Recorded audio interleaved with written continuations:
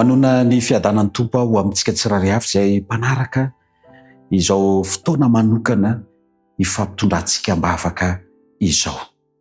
Misy teny izay tiako zaraina aminao mialohan'ny iarahantsika miombo-bavaka amin'ity anio ity.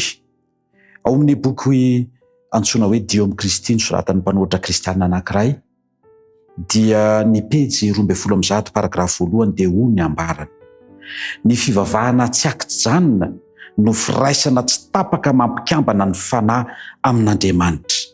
Amin'izany dia tonga ao amin'ny fiainantsika ny fiainana avy amin'Andriamanitra. Iriko indrindra mba hiampita any aminao izay manaraka izao vavaka izao, izany fiainana ao amin'Andriamanitra izany. Andeha hivavaka ho an'ny ankohonan'ny Ralahy Ernesta indrindra Aleksazy Ahodidina ny fony ankehitriny. Hivavaka isika tompoko.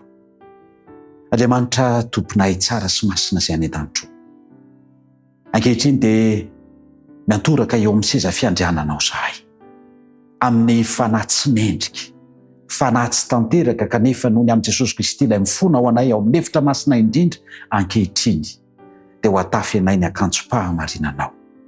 Ataovy ho zava-misy aminay ny ahalehilahy sy vehivavy vao vela eloko anay amin'izao ankehitriny izao, raha mety ianao.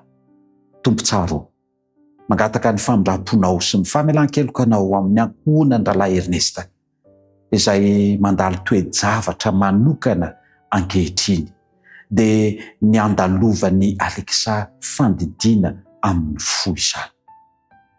Andriamanitra mpamorona anay, mpanao anay ianao, ary mahafantatra ny mahasoa sy ny mahatsara anay. Ankehitriny Andriamanitra dia indro apetraka ifeno am-pelantananao izany fandidiana any Aleksa izany. Iriko Andriamanitra ianao mihitsy no handray an-tanana ny fandidiana azy, ka hanampy tolotsaina sy fahendrena ho an'ny dokotera sy ireo mpiara-miasa amin'ny rehetra ho amin'ny fahatombana izany fandidiana izany. Fandriko araka ny teny izay novakiana teo, ny fiainanao aminao Andriamanitra mba hiampita any amin'ny Aleksa sy ny ankonany, izay rehetra izay manaraka izao vavaka izao. Hoentinay ao anatrehanao ary apetraka ifeno am-pelantananao izay mahasoa rehetra, satria tonononay ny vavaka sandratray amin'ny fanantenana sy ny finoana fa mihaino vavaka ary mpamaly vavaka ianao. Misaotra Ray Malalo. Amen.